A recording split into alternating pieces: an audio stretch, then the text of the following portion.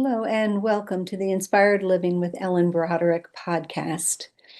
I've been thinking about myself and other people whom I know who've lost dear ones recently, and also thinking about people who have been dealing with illness and trying to bring a meditation today that will bring a bit of ease to the difficulties that arise with both losing loved ones and dealing with illness, either your own illness or a loved one's illness. So, when I was thinking about this, my thoughts went to the Bhagavad Gita. The Bhagavad Gita is one of the holy books from India, and it's a book that was used by many people through the ages. So I was thinking about Emerson, who said that the Bhagavad Gita was the voice of an old intelligence. And he gave the Bhagavad Gita to Thoreau, and Thoreau said, even our Shakespeare seems sometimes youthfully green and practical merely. And then um, fast forward, so then Gandhi called the Gita the Eternal Mother, and he based his nonviolence on the interconnectedness of all beings, and said, the only tyrant that I allow in my life is the still small voice within. And then Martin Luther King um, and Nelson Mandela both used the Bhagavad Gita as a source of solace in trying to get through the really difficult times that they were presented with as leaders.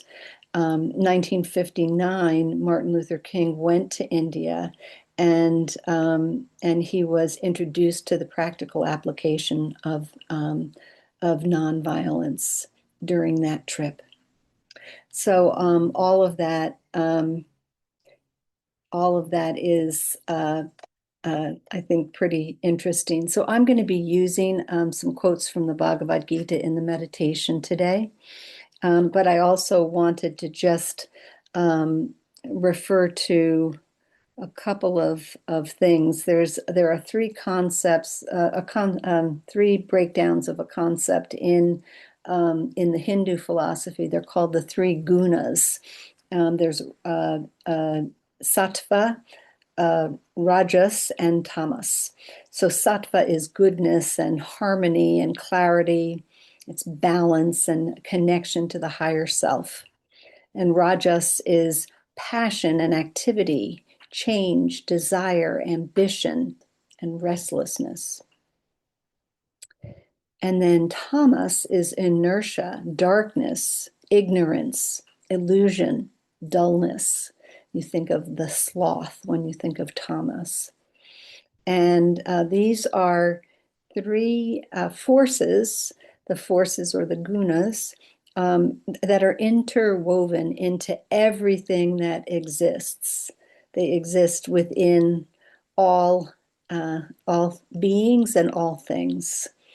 So, and then I also wanted to just uh, speak about the pillars of the Bhagavad Gita, and this is as is articulated from or taken out of the text and then presented by Stephen Cope, who writes on how the Bhagavad Gita has an influence still today.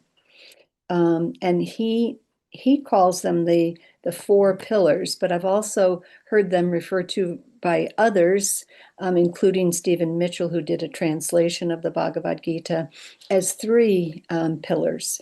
But they just really still say the same thing. They just combine them in different ways. So the first is to know your dharma or your life's work, and the second is to do it full out. the third, which is really hard in our culture for many of us, is to let go of the outcome. And the fourth is to turn it all over to the divine. So the story of the Bhagavad Gita all takes place on the eve of a big battle. And it's a conversation between Arjuna, who is a warrior and the leader of his people, and Krishna, who is his charioteer and actually the divine incarnate. Um, so they speak throughout it, and Krishna really makes um, Arjuna understand through this conversation, through this poem, the importance of life and deathlessness, of duty, of love, and basically life and death of the soul.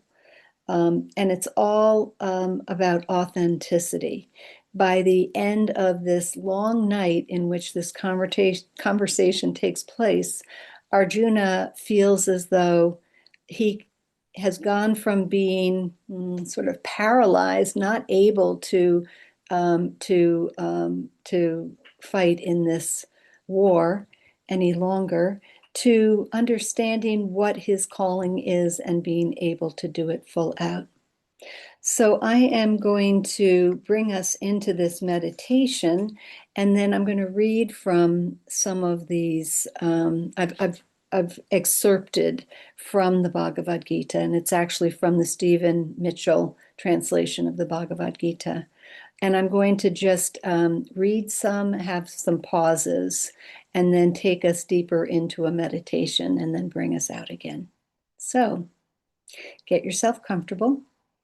Allow yourself to comfortably sit as you feel your sits bones making contact with whatever it is you're sitting upon.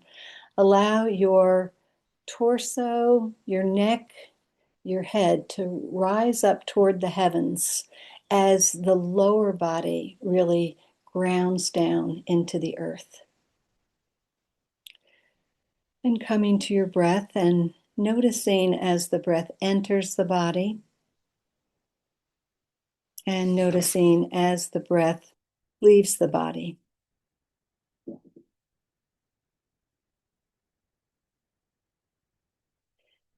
And then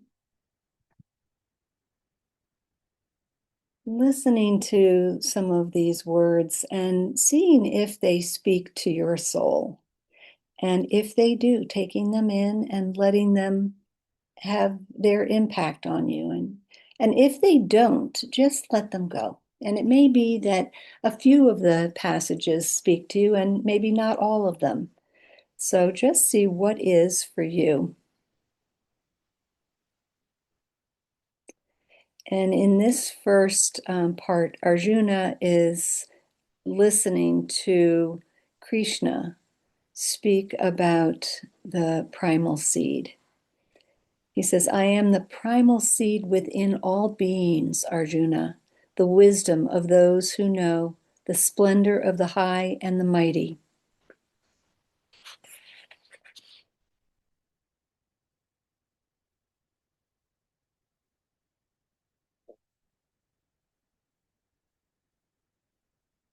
A little further along, he goes on to say, I am the heat of the sun. I hold back the rain and release it.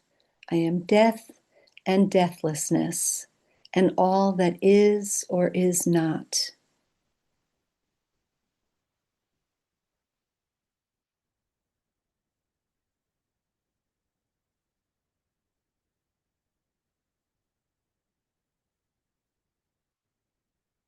He goes on to say, meditate on the guide, the giver of all, the primordial poet, smaller than an atom, unthinkable, brilliant as the sun.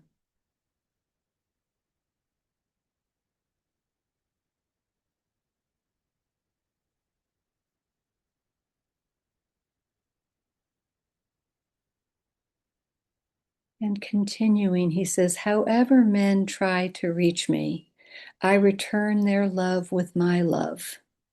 Whatever path they may travel, it leads to me in the end.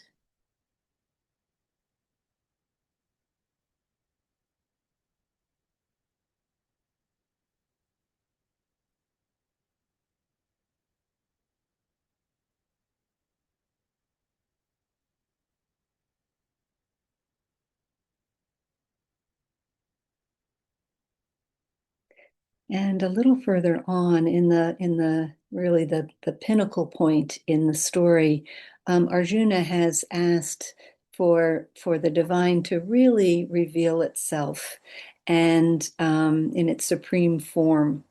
And Arjuna sees the whole universe enfolded with its countless billions of life forms gathered together in the body of the God of gods.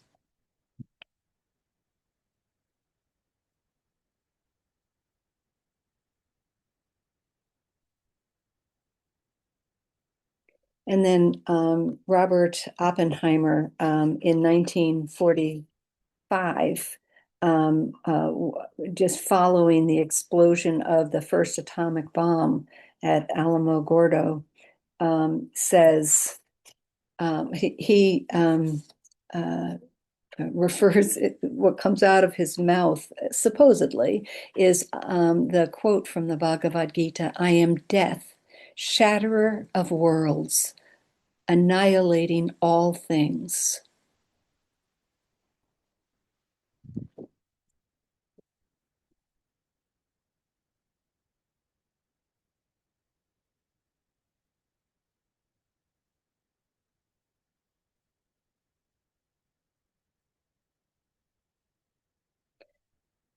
And a little at one point in the Bhagavad Gita, it the quote is, "When your understanding has passed beyond the thicket of delusions, there's nothing you need to learn from even the most sacred scripture.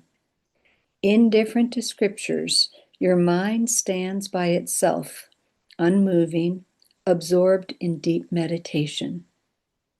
This is the essence of yoga."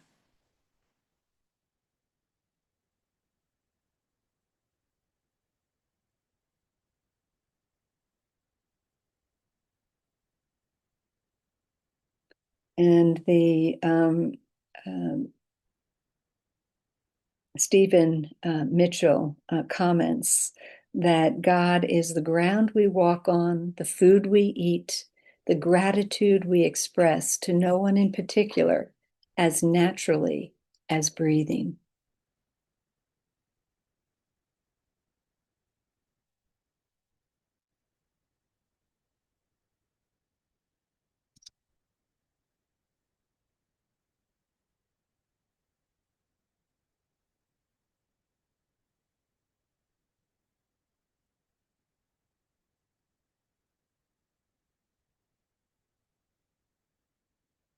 And then lastly, I have two quotes here. "I am the primal seed within all beings, Arjuna, the wisdom of those who know, the splendor of the high and mighty. I am desire itself when desire is consistent with duty." We'll give you just a little time to set with all of that.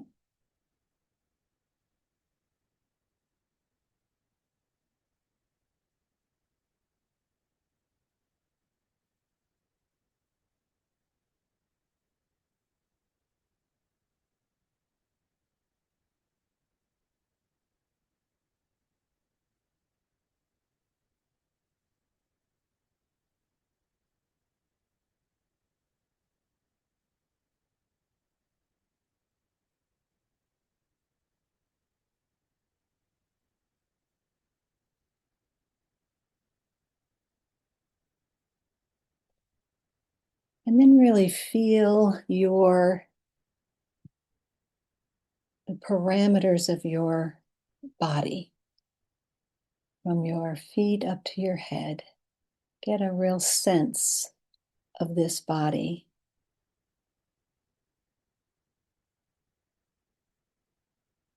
We spoke a few weeks ago about the concept that the body is in the soul and not the other way around. The body is in the soul. So getting a sense of beyond the physical body, maybe the area around the body and maybe the room that you're in or the area that you're in, getting a sense of that.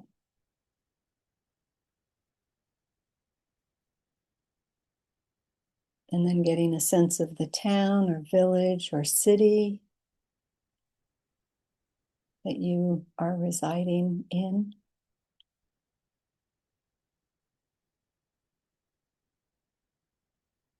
And then moving your perspective out from there, the entire region that you are in, maybe the Northeast or might be Eastern Canada.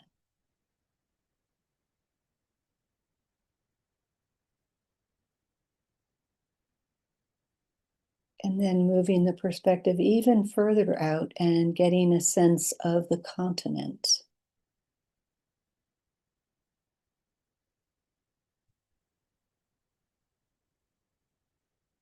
And still further, the hemisphere.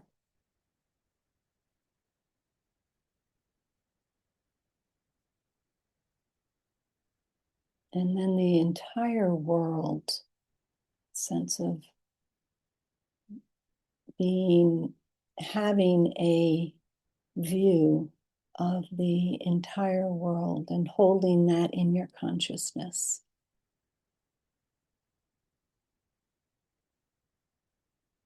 And moving out from there, the universe.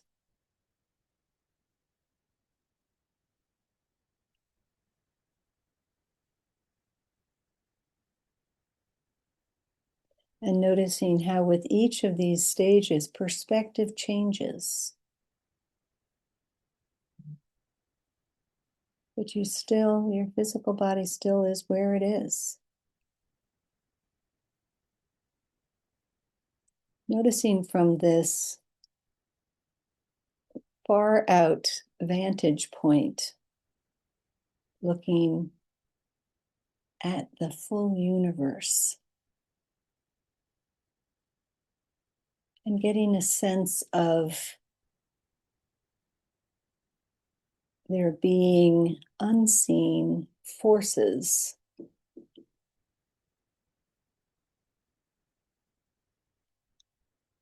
that can actually assist in whatever it is that you're dealing with, whether it's great sadness, loss, a great deal of pain, and ask for that sort of support and help as you navigate, knowing that you're not alone.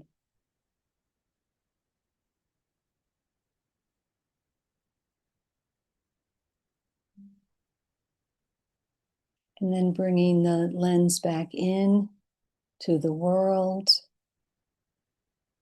to the hemisphere, to the region, maybe the town or the city, to the room, and back into your body. And when you're ready, opening the eyes, coming back together. I hope you enjoyed that. And know that you can listen to it when you're feeling alone or in need, and also share it with others. I look forward to seeing you again next week for the Inspired Living with Ellen Broderick. Have a great week.